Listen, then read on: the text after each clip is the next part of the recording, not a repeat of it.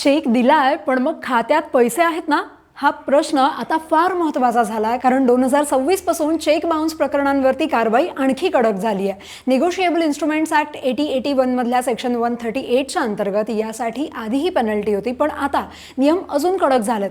आता जर तुमचा चेक बाउन्स झाला तर जास्तीत जास्त 2 वर्षांपर्यंत जेल होऊ शकते. चेकच्या रकमेच्या दुपटीपर्यंत दंड लागू शकतो. बरं, एकदा चुकलं तर वेगळं, पण वारंवार चेक बाउन्स झाले तर बँक तुमचं चेकबुक सरळ बंद करू शकतं.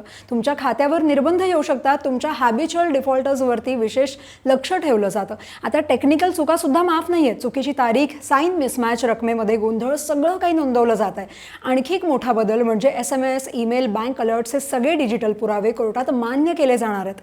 आता केस ऑनलाईन दाखल होऊ शकते, म्हणजेच कायदेशीर प्रक्रिया आता जास्त स्पीडी होऊ शकते. चेक बाउन्स झाला की बँक काही तासातच तुम्हाला मेसेज पाठवणार, म्हणजे लगेचच ॲक्शनही घेता येईल.